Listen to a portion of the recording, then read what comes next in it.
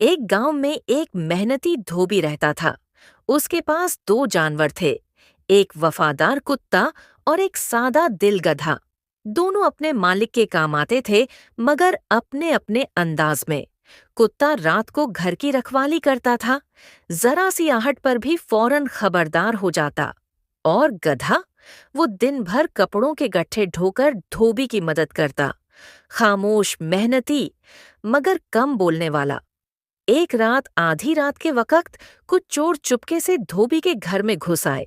अंधेरा था, सब सो रहे थे, लेकिन कुत्ते ने आहट सुन ली। वो जोर जोर से भौंकने लगा,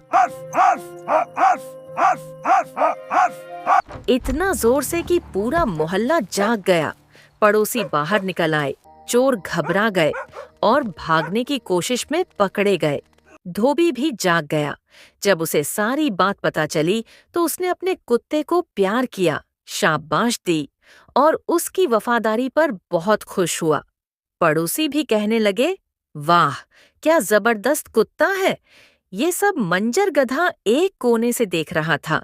उसके दिल में एक ख्याल आया, मैं भी तो मेहनत करता हूँ, मैं भी मालिक के काम आता हूँ, लेकिन मेरी कोई तारीफ नहीं करता।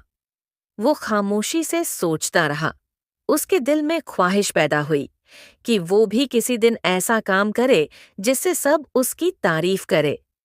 कुछ दिन बाद फिर एक रात दो चोर दोबारा धोबी के घर के करीब आए, मगर इस बार वो पहले वाले वाकये से सबक सीख चुके थे। उन्होंने सोचा, सबसे पहले कुत्ते से बचना है। वो आहिस्ता से अंदर झांके तो देखा कुत्ता जाग रहा है, घर के बीच में बैठा हुआ, चौकस। चोरों ने फौरन फैसला किया, यहाँ खतरा है, किसी और घर चलते हैं, और वो चुपके से वहां से चले गए। ये सब गधा देख रहा था। उसने सोचा, चोर तो भाग गए, लेकिन मालिक को कैसे पता चलेगा कि ये सब मेरी वजह से हुआ? अगर मैं जोर से आवाज निकालूं तो सब जाग जाएंगे और सब समझेंगे कि मैंने चोर भगाए हैं। ये सोचकर गधे ने जोर जोर से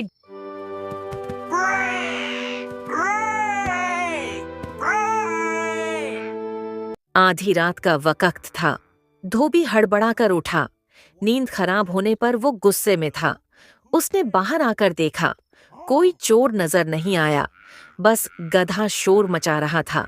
गुस्से में उसने लाठी उठाई और गधे को मारकर चुप करवा दिया।